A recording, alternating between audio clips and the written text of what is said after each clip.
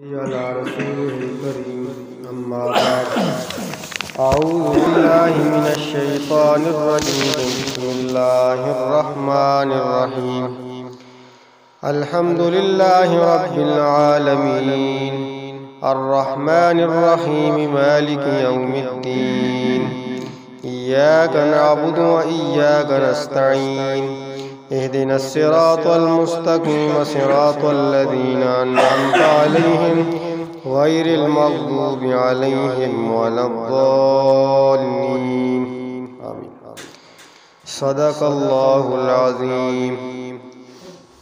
میرے واجب الاحترام سامعین گرامی قدر، کل کے درس میں سورہ فاتحہ کے ناموں کے حوالے سے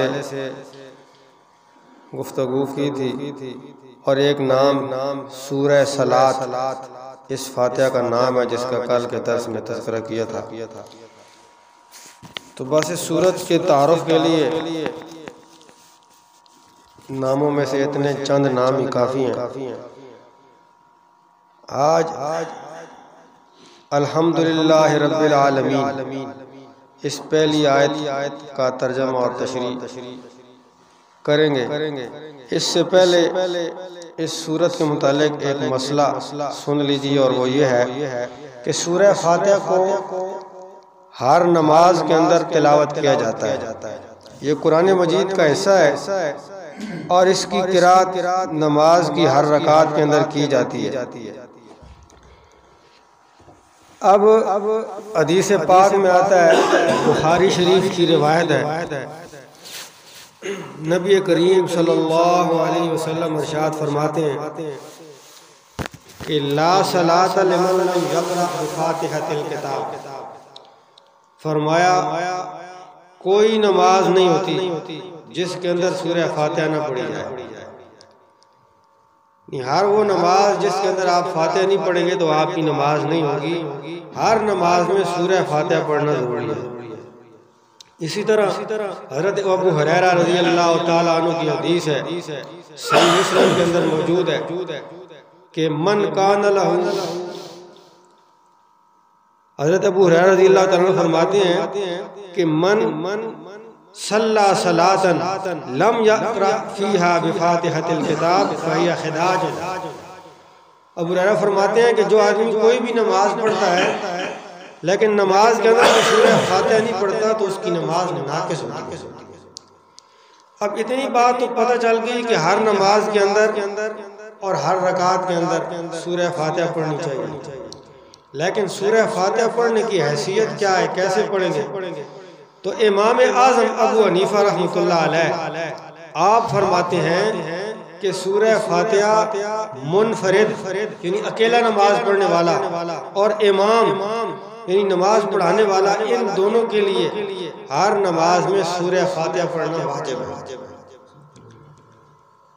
لیکن جو مقتدی ہے، امام کے پیچھے نماز پڑھنے والا، اس کے اوپر سورہ فاتحہ پڑھنا ضروری نہیں، بلکہ اس کے لیے ضروری ہے کہ وہ خاموش ہو کر سنے۔ اور امام اعظم ابو حنیفہ رحمۃ اللہ علیہ یہ دلیل دیتے ہیں کہ ابن ماجہ شریف کے اندر حدیث ہے، پیارے آقا فرماتے ہیں من کان لہ امام فقراۃ الامام لہ قراۃ، جو آدمی امام کے پیچھے نماز پڑھ رہا ہے تو امام کی قرات اس پیچھے پڑھنے والے کی قرات ہے، لہذا امام کے پیچھے آپ کو سورہ فاتحہ پڑھنے کی ضرورت نہیں ہے۔ اور امام اعظم ابو حنیفہ فرماتے ہیں کہ قرآن مجید میں سورہ اعراف میں اللہ پاک ارشاد فرماتے ہیں فَإِذَا قَرَأْتَ الْقُرْآنَ فَإِذَا قُرِئَ الْقُرْآنُ فَاسْتَمِعُوا لَهُ وَأَنصِتُوا، کہ لوگوں جب قرآن مجید پڑھا جائے تو خاموش ہو کر غور سے اس کو سنا کرو۔ اور حضرت ابن جریر فرماتے ہیں کہ یہ جو آیت ہے یہ نماز کے بارے میں اللہ نے نازل فرمائی ہے کہ جب نماز کے اندر امام قرات شروع کر دے الحمدللہ رب العالمین سے تو تمہیں خاموش ہو جانا چاہیے۔ پتہ یہ چلا کہ امام کے پیچھے جب آپ نماز پڑھ رہے ہیں تو آپ کو سورہ فاتحہ پڑھنے کی ضرورت نہیں ہے، لیکن آپ اکیلے نماز پڑھ رہے ہیں یا آپ امام ہیں اور نماز پڑھا رہے ہیں تو ان دونوں صورتوں میں آپ کو ہر نماز میں سورہ فاتحہ پڑھنا واجب ہوگا۔ الحمدللہ رب العالمین، تمام تعریفیں اللہ ہی کے لیے جو پالنے والا ہے تمام جہانوں کو۔ الحمد یہ کلمہ تعریف بھی ہے، کلمہ شکر بھی ہے، اور اس کے شروع میں جو الف لام ہے، اکثر علماء مفسرین فرماتے ہیں کہ یہ الف لام استغراقی ہے۔ جب الف لام استغراقی کرے تو معنی اس کا یہ ہوگا کہ ہر قسم کی تعریف اللہ کے لیے ہے۔ اب سوال یہ پیدا ہوتا ہے کہ تعریف تو اللہ کی مخلوق کی بھی ہوتی ہے۔ انسانوں کی تعریف لوگ کرتے ہیں، لوگ بڑے بڑے انجینئروں کی تعریف کرتے ہیں، کوئی بڑا پائے کا مستری ہو تو لوگ اس کی تعریف کر دیتے ہیں، کوئی خوبصورت انسان نظر آئے لوگ اس کی تعریف کر دیتے ہیں، اور تعریفیں تو بے جان چیزوں کی بھی ہوتی ہیں۔ کوئی خوبصورت مسجد بنی ہو لوگ اس مسجد کی تعریف کر دیتے ہیں، کوئی عمارت خوبصورت بنی ہو لوگ عمارت کی بنگلے کی تعریف کر دیتے ہیں۔ تو ہر قسم کی تعریف اللہ کے لیے کیسے ہوئی؟ تو علماء اکرام اس کا جواب دیتے ہیں کہ کائنات میں جس چیز کی تعریف ہوگی وہ حقیقت میں اللہ ہی کی تعریف ہے۔ اس لیے جب کوئی آدمی کسی عمارت کی تعریف کرتا ہے تو یہ عمارت کے بنانے والے کی تعریف ہوتی ہے، کیونکہ اس عمارت کو کسی نے بنایا تھا بنی ہے۔ تو بالکل اسی طرح جب کائنات کی کسی بھی مخلوق اور کسی چیز کی تعریف ہوگی تو یہ اللہ کی ہے، کیونکہ ساری کائنات کو پیدا کرنے والا جو اللہ ہے، تو ہر تعریف اللہ ہی کے لیے ہے۔ اب حمد کا معنی اللہ کی تعریف ہے، اور حضرت ابن عباس رضی اللہ تعالیٰ فرماتے ہیں کہ الحمد یہ کلمہ شکر ہے۔ ہر شکر گزار انسان کے لیے الحمدللہ کلمہ شکر ہے۔ اب سوال یہ ہے کہ حمد کے اندر بھی اللہ کی تعریف ہوتی ہے اور شکر میں بھی اللہ کی تعریف ہوتی ہے، تو حمد اور شکر میں فرق کیا ہوگا؟ تو مفسرین فرماتے ہیں کہ علامہ معنی رحمت اللہ علیہ نے مختصر المعانی میں لکھا ہے، حمد کہتے ہیں وَالثَّنَاءُ عَلَىٰ قَصْدِ التَّعْظِيمِ سَوَاءً تَعَلَّقَ بِالنِّعْمَةٍ أَوْ بِغَيْرِهَا۔ فرماتے ہیں کہ وَالثَّنَاءُ عَلَىٰ قَصْدِ التَّعْظِيمِ، حمد کہتے ہیں کہ تعظیم کے ارادے سے تعریف کی جائے، سواء تعلق نعمت او بغیرہا، برابر ہے کہ اس کا تعلق نعمت سے ہو یا نعمت سے نہ ہو۔ تو فرق بتا دیا۔ حمد اس تعریف کو کہتے ہیں جو کسی نعمت کے بدلے میں نہیں کی جائے، تعظیم کے لیے کی جائے یا نعمت کے بدلے میں کی جائے، دونوں صورتوں میں اسے حمد کہتے ہیں۔ لیکن شکر اس تعریف کو کہتے ہیں جو صرف اللہ رب العزت کی دی ہوئی کسی نعمت کے بدلے میں کیا جائے، اسے شکر کہتے ہیں۔ تو حضرت امام قرطبی رحمت اللہ علیہ فرماتے ہیں، حدیث انہوں نے لکھی ہے کہ جب بندہ کہتا ہے الحمدللہ تو اللہ فرماتے ہیں میرے بندے نے سچ کہا ہے، تعریف کے لائق میں ہی ہوں، ایک میری ذات تعریف کے لائق۔ اسی طرح حدیث پاک میں آتا ہے، نبی کریم صلی اللہ علیہ وسلم ارشاد فرماتے ہیں اللہ اس بندے سے بہت خوش ہوتے ہیں جو بندہ اللہ تعالیٰ کی حمد بیان کرتا ہے، جب کھانا کھائے لقمہ منہ میں ڈالے اور الحمدللہ کہے، جب کوئی چیز پیے الحمدللہ کہے، اللہ تعالیٰ ایسے انسان سے بہت زیادہ خوش ہوتے ہیں۔ اسی طرح حضرت انس بن مالک رضی اللہ تعالیٰ عنہ ارشاد فرماتے ہیں کہ نبی کریم صلی اللہ علیہ وسلم نے ارشاد فرمایا کہ کسی ایمان والے کو اللہ پاک کوئی نعمت عطا فرما دے اور وہ الحمدللہ کہے، کلمہ الحمدللہ کہہ کے اللہ کا شکر ادا کرے، تو اللہ تعالیٰ اس موجود نعمت سے بہتر نعمت اس انسان کو عطا فرماتے ہیں، کیونکہ یہ کلمہ تعریف کے ساتھ کلمہ شکر بھی ہے۔ شکر گزار بندہ اللہ کی نعمت کے اوپر اللہ کا شکر ادا کیا کرتا ہے، اور قرآن میں اللہ پاک ارشاد فرماتے ہیں لَإِن شَكَرْتُمْ لَأَزِيدَنَّكُمْ، جب تم میرا شکر ادا کرنے لگ جاؤ گے تو پھر میں تمہاری نعمتوں کے اندر اضافہ کرنے لگ جاؤں گا۔ کتابوں میں لکھا ہے حضرت موسیٰ علیہ نبینا علیہ السلام جا رہے ہیں، رستے میں ایک بندہ ملا جو بالکل ننگا تھا، نہ پاؤں میں پہننے کے لیے کچھ ہے، نہ ستر چھپانے کے لیے کپڑا ہے، زمین پہ بیٹھا ہے اور مٹی کو جمع کر کے اپنے ستر کو اس نے چھپایا ہوا ہے۔ تو حضرت موسیٰ علیہ السلام سے کہنے لگا کہ اے موسیٰ جب آپ تورات میں جائیں گے اور اللہ تعالیٰ سے ہم کلام ہوں گے تو میری بھی ایک درخواست پیش کر دینا کہ مجھے اللہ اتنی نعمتیں تو دے دے کہ میں اتنا کپڑا تو ہو جس سے میرا سطر چھپ جائے اور اتنا رزق تو ملے جس سے میں اپنا پیٹ بھر کے اپنا دن گزار لیا کروں۔ حضرت موسیٰ آگے جا رہے ہیں، ایک اور بندے سے ملاقات ہوئی جو اللہ کا شکر ادا کر رہا تھا۔ تو اس نے کہا اے موسیٰ علیہ السلام، جب آپ طور پہ گئے اور اللہ سے ہم کلام ہوئے تو میری ایک درخواست پیش کرنی ہے، اور وہ یہ ہے کہ آپ اللہ سے کہیں مجھے اللہ نے جو رزق دیا ہے اس میں تھوڑی کمی کر دیں، اس لیے تاکہ مجھے اللہ کی عبادت کرنے کا وقت زیادہ ملے، اللہ کا شکر ادا کرنے کا وقت زیادہ ملے۔ تو حضرت موسیٰ علیہ السلام جب طور پہاڑ پہ گئے تو اللہ سے ہم کلام ہوئے، اور یہ جو معاملہ راستے میں پیش آیا تھا اس کو بھول گئے، لیکن اللہ تعالیٰ تو جانتے ہیں۔ تو اللہ نے پوچھا کہ اے موسیٰ علیہ السلام، ما رأیت فی الطریق، اور راستے میں کیا دیکھا تھا آپ نے؟ تب حضرت موسیٰ علیہ السلام کو یاد آیا تو فرمانے لگے اے اللہ، میں نے راستے میں ایک ایسے آدمی سے ملاقات کی ہے جو بالکل ننگا بیٹھا ہوا ہے، تیرے رزق میں سے اس کے پاس اتنا لباس نہیں ہے جس سے وہ اپنا سطر چھپا سکے۔ اس نے یہ درخواست بھیجی ہے کہ اسے اتنا کپڑا دے دیجئے جس کپڑے سے وہ اپنا سطر چھپا لیا کرے، اور اتنا رزق دے دیجئے جس سے وہ اپنا دن گزار لیا کرے۔ اللہ تعالیٰ نے فرمایا اے موسیٰ، اس بندے سے جا کے کہہ دیجئے کہ وہ میرا شکر ادا کرنے لگ جائے۔ شکر ادا کرنا اس کا کام ہے، اس کے اوپر نعمتوں کی بارش کر دینا میں رب العالمین کا کام ہے۔ پھر حضرت موسیٰ علیہ السلام نے فرمایا اللہ، میں ایک ایسے بندے سے ملا ہوں جس کے پاس تیری نعمتوں کی وافر مقدار موجود ہے، اور اس کی درخواست یہ ہے کہ آپ نے جو اس کو نعمتیں اور رزق دیا اس میں تھوڑی کمی کر دیجئے تاکہ وہ آپ کا شکر کثرت سے ادا کیا کرے، آپ کی عبادت کے لیے اس کو وقت مل جایا کرے۔ اللہ کریم نے ارشاد فرمایا اے موسیٰ، اس بندے سے کہہ دیجئے کہ میری ناشکری کر دے، ناشکری کر دے گا تو رزق کے اندر کمی آ جائے گی۔ جب حضرت موسیٰ علیہ السلام واپس آتے ہیں، اس بندے سے ملتے ہیں جس کے پاس پہننے کے لیے کپڑا بھی نہیں ہے، تو فرمایا اللہ کہہ رہے ہیں کہ تو اللہ کا شکر ادا کر۔ تو وہ کہنے لگا اے موسیٰ علیہ السلام، میں کس چیز پہ شکر ادا کروں؟ میرے پاس تو پہننے کے لیے کپڑے نہیں ہیں، کھانے کے لیے رزق نہیں ہے، تو کس چیز پہ میں اللہ کا شکر ادا کروں؟ جب اس نے ناشکری کی تو اللہ رب العزت کی طرف سے ایک ہوا آئی جس مٹی کے ساتھ اپنا سطر چھپایا ہوا تھا، وہ مٹی بھی اڑا کے لے گئی، تو اس نے ناشکری کر دی بجائے اس کے کہ شکر ادا کرتا۔ تو جو مٹی پاس تھی جس سے سطر چھپایا ہوا تھا وہ بھی اللہ نے واپس لے لی۔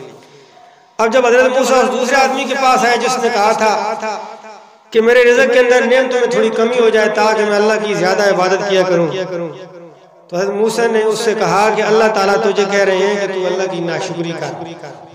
جب یہ الفاظ اس انسان نے سنے تو حیران ہوا اور رونے لگا اور کہنے لگا اے موسیٰ، میں اپنے پروردگار کا ناشکرہ کیسے ہو سکتا ہوں؟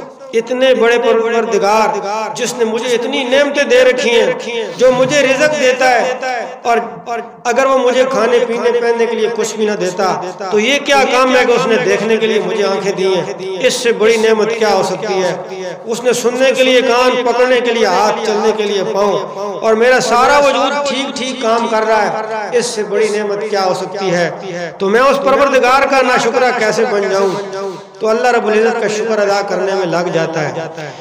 تو کتابوں میں لکھا ہے کہ وہ آدمی پانی پینے لگا تھا اور ہاتھ کے اندر اس کا تانبے کا ایک برتن تھا جس کے اندر وہ پانی پی رہا تھا۔ اس شکر کی برکت سے اللہ تعالیٰ نے اس برتن کو بھی سونے کا بنا دیا، تو اس کی نعمتوں میں بجائے کمی کے اضافہ ہو گیا۔ کیوں کہ اس نے اللہ رب العزت کا شکر ادا کیا ہے۔ تو جو لوگ الحمدللہ کہتے ہیں اللہ تعالیٰ ان لوگوں کو بڑا پسند فرماتے ہیں۔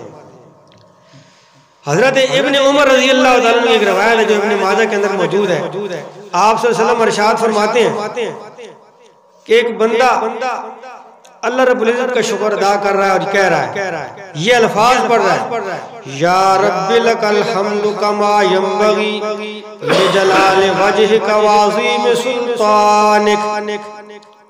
جب اس بندے نے یہ الفاظ کہے، ان الفاظ کے لکھنے میں فرشتوں کو بڑی مشکل پیش آئی۔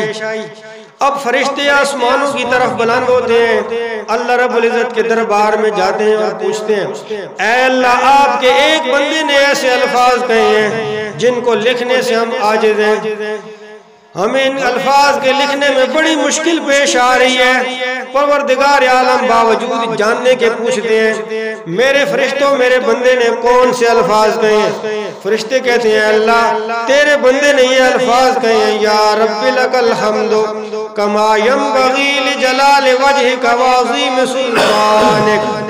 اے اللہ یہ الفاظ کہے ہیں، ہم ان الفاظ کو کیسے لکھیں؟ اللہ کریم فرماتے ہیں، اے میرے فرشتوں ان الفاظ کو ویسے ہی لکھ دو جیسے میرے بندے نے کہے ہیں۔ کل قیامت کے دن جب میرے پاس آئے گا میں خود ہی ان الفاظ کا اجر اس بندے کو عطا فرماؤں گا۔ تو یہ اس بندے نے شکر ادا کیا تھا۔ حدیث پاک میں آتا ہے حضرت سلمان علیہ السلام اپنے لاؤ لشکر کے ساتھ تخت پہ سوار ہیں اور تخت اڑتا ہوا جا رہا ہے۔ کھیتوں میں ایک کسان کھیتی کر رہا تھا، جب حضرت سلیمان کے تخت کے اوپر اس کی نظر پڑی تو کہتا ہے سبحان اللہ، اس بندے نے یہ الفاظ کہے۔ حضرت سلیمان علیہ السلام کو حکم ہوا کہ یہیں اپنے تخت کو اتار دیجئے اور ایک بندہ ہے اس سے ملاقات کیجئے، اس نے بڑے خوبصورت اور بڑے عظیم الفاظ کہے ہیں۔ حضرت سلیمان علیہ السلام وہاں اترے، اس کے پاس گئے اور پوچھا کہ تو نے کیا کہا تھا؟ اس نے کہا تھا، جی میں نے دیکھا آپ کا اتنا خوبصورت عرش ہے اور آپ اپنے لاؤ لشکر کے ساتھ اس کے اوپر سوار ہو گئے، ہوا کے اوپر آپ تیرتے ہوئے جا رہے ہیں، تو میں نے سبحان اللہ کہا۔ تو حضرت سلمان نے فرمایا، خدا کے بندے میرا یہ تخت فنا ہو جائے گا، لیکن تو نے جو الفاظ کہے ہیں کل قیامت کے دن میری سلطنت سے بھی بڑا تجھے اس کا اجر اللہ تعالیٰ عطا فرمائیں گے۔ تو الحمدللہ یہ بہت ہی عظیم الفاظ ہیں۔ نبی کریم صلی اللہ علیہ وسلم فرماتے ہیں کہ والحمدللہ تملأ المیزان وسبحان اللہ والحمدللہ تملأان ما بین السماوات والارض۔ فرمایا جو بندہ الحمدللہ کہتا ہے، الحمدللہ انسان کے اعمال کے ترازو میں سے آدھے ترازو کو بھر دیتا ہے، اور الحمدللہ اور سبحان اللہ یہ دونوں جب مل جائیں تو آسمان و زمین کے درمیان جتنا فاصلہ ہے سارے کو اجر و ثواب سے بھر دیتے ہیں۔ تو یہ کوئی معمولی الفاظ نہیں ہے، بڑے عظیم الفاظ ہیں۔ حضرت آدم علیہ السلام کو جب اللہ تعالیٰ نے پیدا فرمایا تو انہیں چھینک آئی، جیسی روح پھونکی گئی تو انہیں چھینک آئی تو انہوں نے فوراً الحمدللہ کہا۔ یہ ایسے کلمے حدیث میں آتا ہے، اذا قلت الحمدللہ رب العالمین فقد شکرت اللہ، جب تو نے الحمدللہ رب العالمین کہہ دیا تو سمجھ جا تو نے اپنے رب کا شکر ادا کر دیا ہے۔ پیارے نبی صلی اللہ علیہ وسلم کی اونٹنی گم ہو گئی، آپ تھوڑے پریشان ہوئے تو کہا، اے میرے صحابہ اگر میرے اللہ نے یہ میری اونٹنی واپس کر دی، میرے پاس یہ اونٹنی آ گئی تو میں اللہ کا شکر ادا کروں گا۔ اتفاق سے ایک عورت کو وہ اونٹنی مل گئی تو وہ آپ صلی اللہ علیہ وسلم کے دربار میں اس کو پکڑ کے لے آئی اور آپ کے حوالے کر دی، تو آپ نے الحمدللہ کہا۔ تو صحابہ کرام اس انتظار میں تھے کہ آپ نے کہا میں شکر ادا کروں گا، ہو سکتا ہے آپ نفل روزہ رکھ لیں یا اٹھ کر وضو کریں، نفل پڑھنے لگ جائیں گے، اللہ کا شکر ادا کریں گے، لیکن ایسا نہیں ہوا۔ تو صحابہ کرام نے پیارے آقا کو یاد کرانے کے لیے کہا، یا رسول اللہ آپ نے کہا تھا میں شکر ادا کروں گا اگر اونٹنی مل گئی تو، لیکن آپ نے تو کچھ نہ کیا۔ تو آپ فرماتے ہیں کیا میں نے الحمدللہ نہیں کہا؟ یہ الحمدللہ کہنا یہ اللہ رب العزت کا شکر ہے۔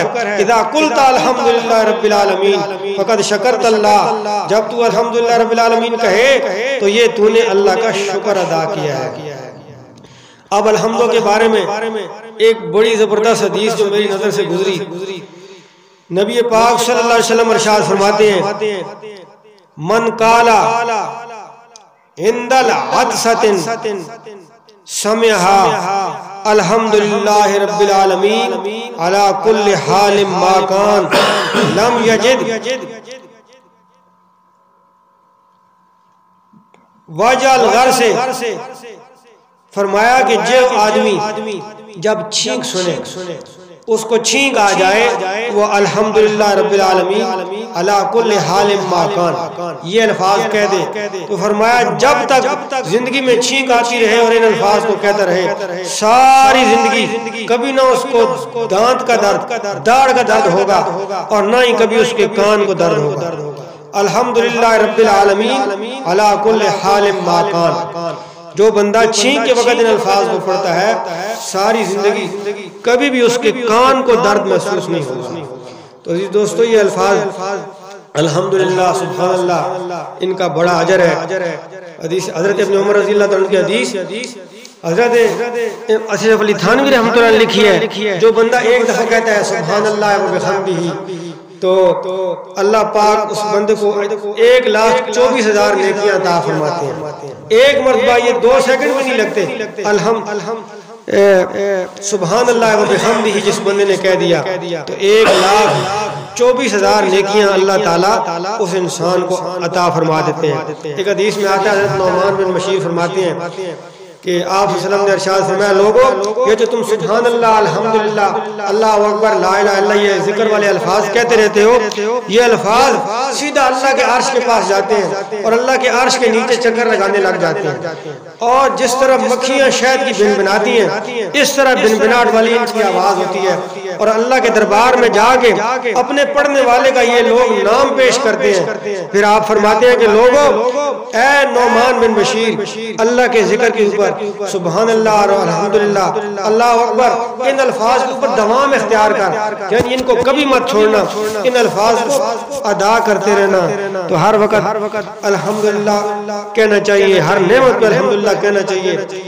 انسان جس حال میں ہو ہر حال میں کلمہ شکر الحمدللہ والے الفاظ انسان کے زبان پہ ہونے چاہیے اور ہر وقت انسان اللہ کا شکر ادا کرے. حمد ہو تیری میری زبان پر الحمدللہ الحمدللہ. حمد ہو تیری میری زبان پر الحمدللہ الحمدللہ. شان ہے تیری افضل و برتر الحمدللہ الحمدللہ. شان ہے تیری افضل و برتر الحمدللہ الحمدللہ.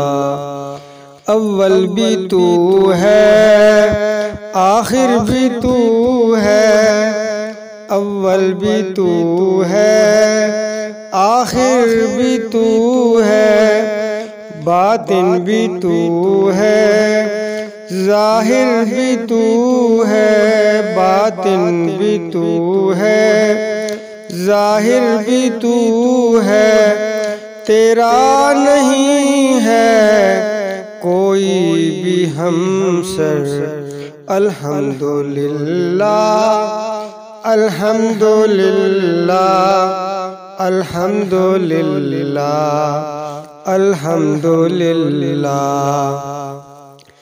نازل کیا ہے قرآن تو نے نازل کیا ہے قرآن تو نے ہم کو دیا ہے ایمان تو نے ہم کو دیا ہے ایمان تو نے پیغام تیرے لائے پیغمبر الحمدللہ الحمدللہ الحمدللہ الحمدللہ.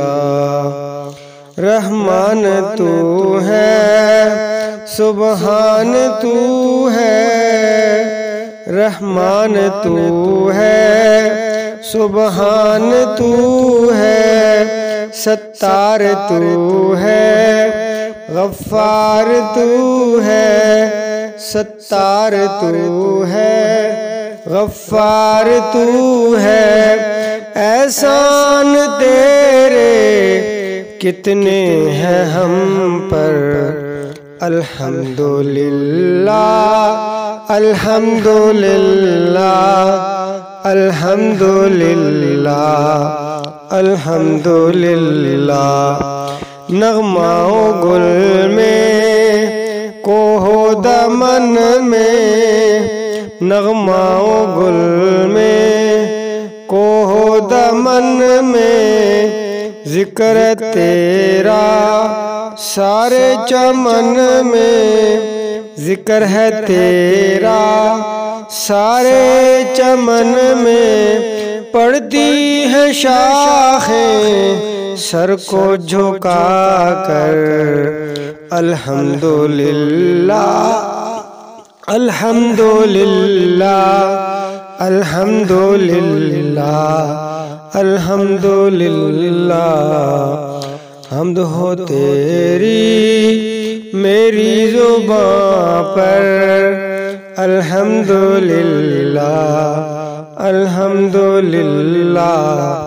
شان ہے تیری افضل و برتر، الحمدللہ الحمدللہ الحمدللہ الحمدللہ الحمدللہ الحمدللہ۔